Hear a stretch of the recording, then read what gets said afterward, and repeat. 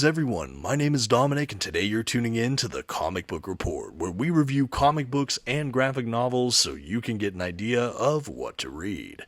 And today we're back with another fresh list video for all of you. Today we're going to be looking at 10 must-read Marvel Omnibus editions that are currently out of print. So depending on exactly when you're watching this video, I'm not sure about the current status of these books, but definitely check out this list and see if you've read any of the listing. Before we jump into that list though, I would like to shout out, as always, the channel sponsor, OrganicPriceBooks.com. If you're looking to pick up your own comic book collected editions, I highly encourage you to check out their website. You can find a link to them in this video's description, and if you see anything on that website you like, you can actually use my discount code at checkout, TheComicBookReport, to save yourself $2 off of your order. Please note if you use my affiliate link or code to make a purchase, I will earn a small commission, but it's a fantastic way to support the channel. Thank you so much for considering. Now let's get started with today's list. First up today, in no particular order, is one of my personal favorite omnibus editions. Yes, this is Wolverine Omnibus Volume 1 from Marvel Comics. At the time of this recording, this has been out of print for a couple years now, although I almost weekly hear people clamoring for a reprint. Now, it has been reprinted, I think at least once or twice before, so I am optimistic we'll see it back in print eventually. I always recommend trying to snag this if you're able to, because wow, does this volume really pack a punch. As a longtime Wolverine fan myself, this is easily one of my favorite collections of his in my, well, comic book collection. We not only have the Weapon X storyline with art from the incredible Barry Windsor Smith, but we have his first appearances in the pages of Hulk, followed by the mini-series by Frank Miller and Chris Claremont, another absolute classic, and then we have some of his early solo self-titled adventures and a couple of tie-in X-Men issues that support his character as well at this time. I really just think this is such a terrific volume. Other than Weapon X and that Claremont Frank Miller Wolverine mini-series, we also have the beginnings of his Madripoor era, which is one of my favorite periods in the history of Wolverine. Patch, anyone? Yes, his alter ego on Madripoor, a really fascinating period in this timeline for Wolverine. A lot of this omnibus does take place during an era where the X-Men are presumed dead, so Wolverine is trying to stay well off the radar. This collection is really cool too because we do have a good handful of different artists change hands across the volume, but if you're looking for some of the earliest Wolverine solo material, look no further. The best stuff is right here. At the time of this recording as well, though, they've just recently released a Volume 6 in the Wolverine Omnibus series, so this is also an omnibus-rich environment, so if you're a fan of the Volume 1, you can keep continuing on in his solo series. There are so many incredible out-of-print Marvel omnibuses, but this is easily on my shortlist. Next up on the list is another personal favorite run of mine. This is Fantastic Four by Jonathan Hickman, and this is Omnibus Volume 1 of the 2-volume Omnibus set. I could easily have Volume 2 on this list as well. This is my personal favorite run I have read thus far on the Fantastic Four, really close with Stan Lee and Jack Kirby for me, another fantastic run from what I've read. But this run really emphasizes the kind of super science, sci-fi heavy aspects of the Fantastic Four. I would also say it primarily focuses on Reed Richards' Mr. Fantastic and Johnny Storm's Human Torch. While all the members of the Fantastic family do have a lot of great play and character moments throughout, I do think that this run in general leans closer to those two as far as heavier plot points and bits. We also see breadcrumbs or seedlings of what Jonathan Hickman is putting into the Marvel Universe here that begin to grow throughout his Avengers run and culminate really in his Secret Wars event. This is such a pivotal and important time in the Marvel Comics history, and I do think that this Fantastic Four really just rejuvenated this franchise in so many notable ways. I think that the fact that this is out of print currently is an absolute shame because I think people are always trying to read a great run in Marvel Marvel Comics, and I consider this one of the absolute best in modern Marvel Comics history. I know with the Fantastic Four film just on the horizon as well, there's probably a whole nother generation of fans that are going to be eagerly looking for a place to start reading. I think that they are releasing maybe some paperbacks of the Hickman run right now, if I'm not mistaken, but I would love to see these omnibuses get another reprint for those interested in picking these up at a fair, or at least more fair, price point.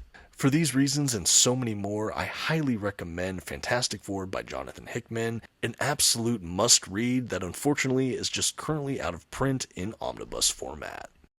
Next on my list is a choice that might surprise some of you, although perhaps not as many that have actually read it. This is the Gwenpool Omnibus from Marvel, and this was one of the most surprising reads I have read in recent years.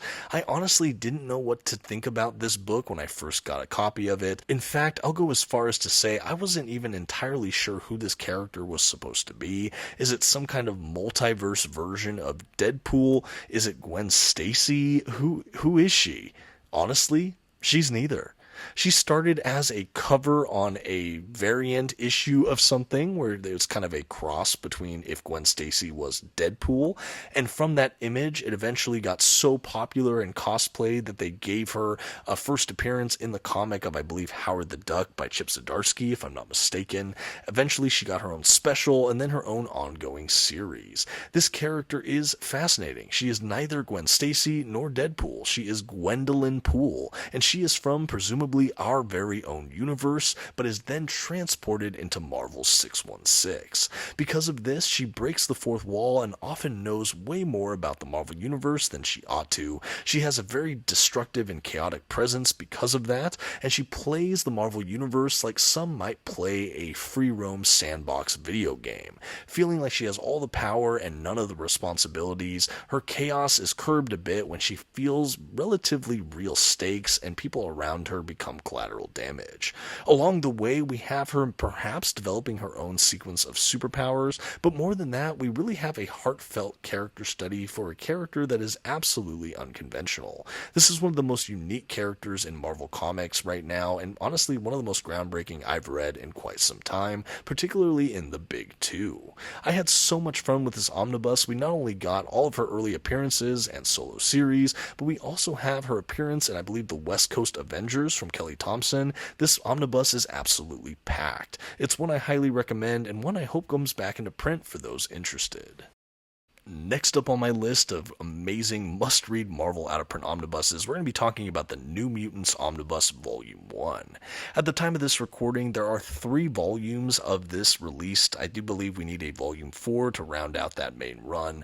For those that don't know, this is the first offshoot mutant or X book after X-Men or Uncanny X-Men. This is the next team. This is the mutant baby team or the junior varsity team. These are the new young mutants.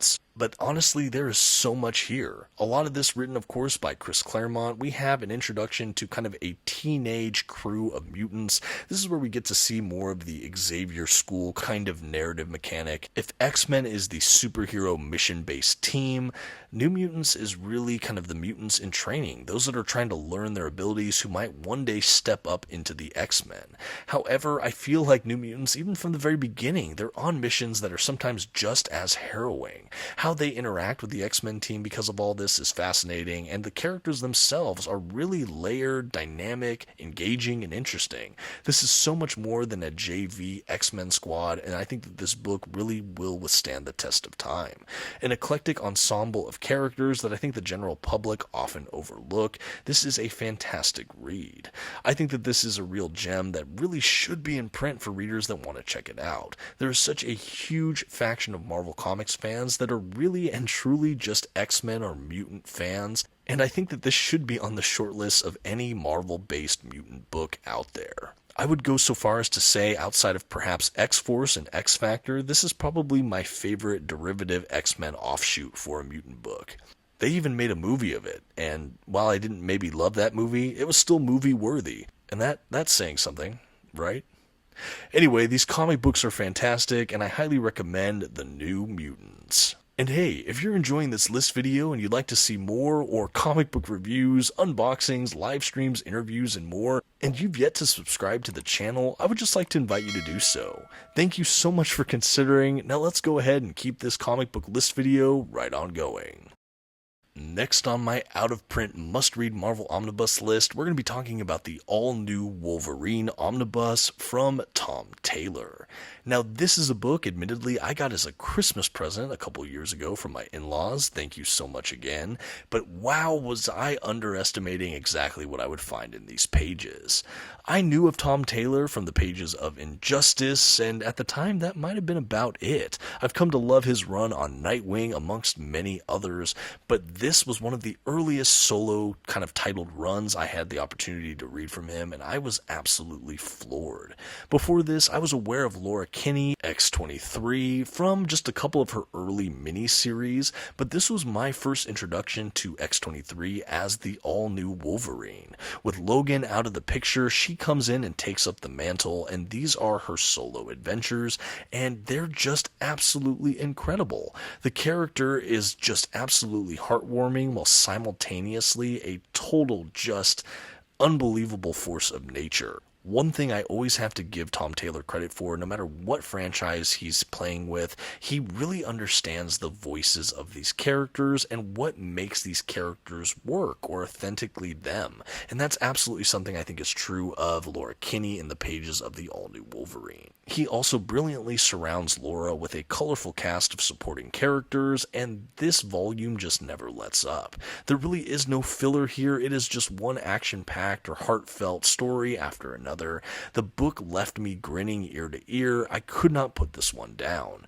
I did have an opportunity to read and review it on the channel a couple of years ago, and since then I just always hear people talking about this run, or people that are just hoping it comes back in an omnibus reprint. I sincerely hope that's true, because it's easily on my list of one of the best currently out of print Marvel omnibuses out there. If you have an opportunity to read it or collect it, please don't miss out on the all-new Wolverine.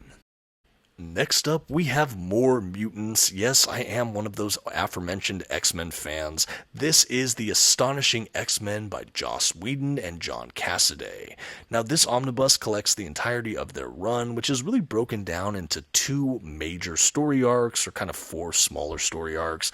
I really love this X-Men book, and why it's on my list of one of the best out-of-print or must-read Marvel books is because I think it's one of the best modern runs on X-Men that is so accessible to new readers. In addition to having a nice previously on X-Men portion at the very start of this book, we also have fan favorite characters from animated series, video games, action figures, and of course the film franchise. Characters like Wolverine, Cyclops, Beast. We also have characters like Emma Frost, Colossus, Kitty Pryde, and more. The art throughout this collection as well is absolutely jaw-dropping by the amazing and unfortunately late John Cassaday. This run is fun, fast-paced, and has the feel of kind of an action-packed summer blockbuster. And I think that is really to the strengths of the X-Men sometime, especially those that want to get into a good run without having to really understand just decades and decades of continuity and history, just to have a really fun and engaging read. And I think that is really what we have here in the pages of Astonishing X-Men. If you did want to read anything prior to picking it up, New X-Men by Grant Morrison immediately precedes this run, and that's another fantastic choice. I think both of these runs might currently be out of print, which is just a real shame in my mind, as I consider them some of the best amongst the modern X-Men canon. On a personal note as well, this was actually the first X-Men run I ever attempted to read. I borrowed a few issues from a friend, or like a smaller collected edition, got really interested in it, and after that I didn't really have an opportunity to pick it up again until I picked up an Ultimate collection, and then ultimately I did upgrade to this Omnibus edition. At any rate, I highly recommend this must-read X-Men comic, Astonishing X-Men. Next up on my out-of-print omnibus list, I have to talk about Daredevil by Frank Miller, the companion omnibus. I could also easily put Miller and Klaus Janssen's run on Daredevil, as that is another absolute must-read Daredevil great, but I put the companion omnibus, or omnibus companion, on this list because this actually has my favorite of Frank Miller's Daredevil storytelling. It includes, amongst other things, Daredevil Born Again and Daredevil the Man Without Fear. Born Again is of course a story of Daredevil against the Kingpin with electrifying consequences. And Daredevil, the Man Without Fear, is my favorite Daredevil origin story. It's Frank Miller giving it a Daredevil Year One kind of approach, similar to what we did in Batman Year One, obviously. But I liked it. I love this retelling. We have art from John Romita Jr. once we get to The Man Without Fear, and I just think it's some of Romita Jr.'s best work. This miniseries, I think, is a perfect entry point for any Daredevil fan, new or old, and yeah, this book just really has a lot of just heavy-hitting Daredevil great pieces of fiction. I'd actually argue some of the best Daredevil stories of all time are contained in this one small omnibus, and to have it in this omnibus format, which is a prestige hardcover, oversized, it's just a real dream. I had a lot of these stories in smaller standard-sized paperbacks that had yellowed with age, so the fact that this omnibus was reprinted, I think last year or the year before, and I had an opportunity to finally upgrade some of those old paperbacks, well, it's an opportunity I hope is extended to a whole new generation, as I really hope this omnibus is reprinted again and again in years to come. This is easily on my Marvel shortlist, and being a huge Daredevil fan, there are so many books I could think of that would go on this list, but for today, I just wanted to go back to one of the all-time greats, the reinventor of Daredevil, the reinvigorator of Daredevil. Of course, I'm talking about Frank Miller. Let me know in the comments if you're a Daredevil fan, a Frank Miller fan, a Frank Miller Daredevil fan. I always enjoy talking Daredevil. And now, on to the next item in today's list. Next up today, we're talking about another quintessential top-of-the-heap Marvel Comics run. Of course, I'm talking about Captain America by Ed Brubaker. Now, I'm of the mind that all 5 of the omnibuses in this run should always be in print, especially for Captain America fans, as I consider this the best Captain America run I have read to date, and this volume in particular is an absolute gem. Kicking off with the incredible Winter Soldier story arc, this book just does not relent. Combining Ed Brubaker's signature styles that really just have a gritty realism to them, applying it to this kind of geopolitical thriller sort of landscape. We go into crime, we go into vigilantism, we even go into old World War II war stories, and everything is melded together into a seamless narrative feast. Pairing that with just some incredible artwork as well, this book is an absolute tour de force. I also consider it extremely accessible to brand new Captain America readers, while richly rewarding longer-term fans of Cap. I've said it, but it is my gold standard for a Captain America run, and I've read many that I've considered fantastic, but this one is absolutely top shelf, top of the heap, and absolutely irreplaceable. As much as I'm a huge Daredevil fan, as I just mentioned, I would actually consider this run here for Captain America even more essential than Brubaker's run on Daredevil or even his run on Iron Fist, and I'm a huge fan of both of those runs as well. This run just really doesn't quit. Obviously, his portrayal of Steve Rogers, Captain America, is incredible, but also his supporting cast. Without spoiling too much, particularly his utilization of the Winter Soldier character, I just think is chef's kiss amazing. There's a reason that Marvel and the MCU adapted that into a major motion picture, but reading the source material here, it is just something to see. I don't think this should ever be out of print, but if you have an opportunity to pick up this omnibus, I highly recommend Captain America by Ed Brubaker Omnibus Volume 1. Next on this list, I'm going to go ahead and talk about the Spider-Gwen Omnibus.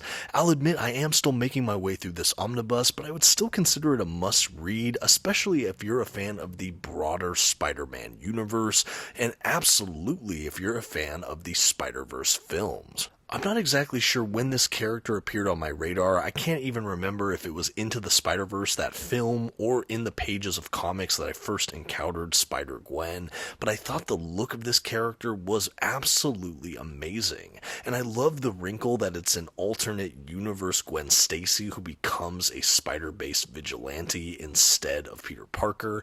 I thought that there was a level of inherent tragedy in that, and I like this idea of a refreshing of Gwen Stacy. I like that it's outside of the main 616 universe, and I found that her character was kind of the attributes I liked about Gwen, but also a lot more. We have this kind of punk feel to her that I enjoyed.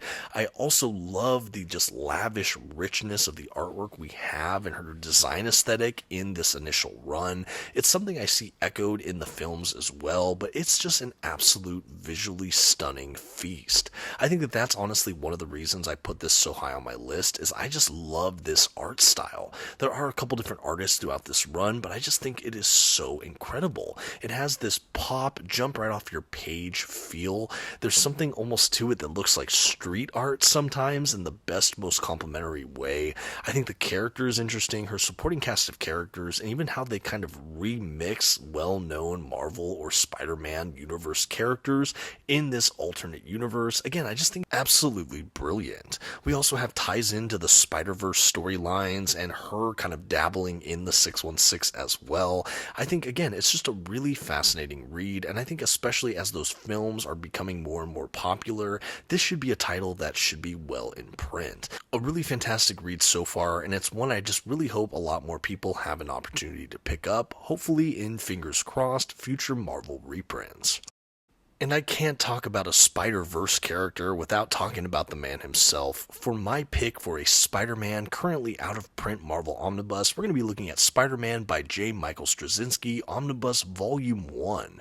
This is the first volume of a 2-volume omnibus set. And like oh so many others on this list, this one has been reprinted a handful of times already, so fingers crossed it comes back around in the rotation.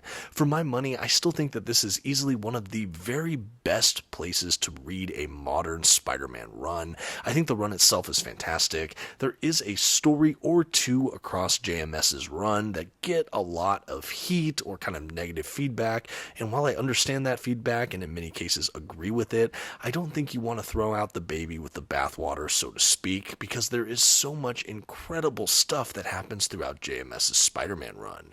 It also has some of the best art from John Romita Jr. This and The Man Without Fear, which I already spoke about, are some of the high bar for me for his art style. I think the man does know how to draw Spidey. This run also introduces more Lun as a villain, who of course comes back into the fold with the Spider-Verse storyline in the comics, so there's a lot of important stuff that happens across this run. While I do think this run is fun for longtime fans of Spider-Man, again, I think it's a perfect onboarding Spider-Man read for someone who wants to get into a rich and long-running Spider-Man run in a more modern context without having to read too much backstory. Again, I think it's just a really solid start.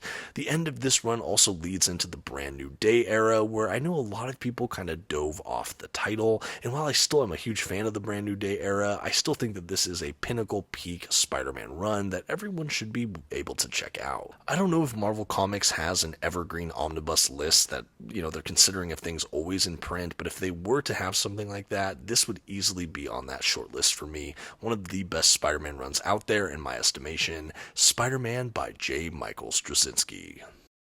Okay, and that's going to begin to wrap us up for 10 must-read Marvel Omnibus currently out of print. This was a really fun list to put together. Honestly, it was a great way to showcase some of my collection that, again, unfortunately has become mostly out of print.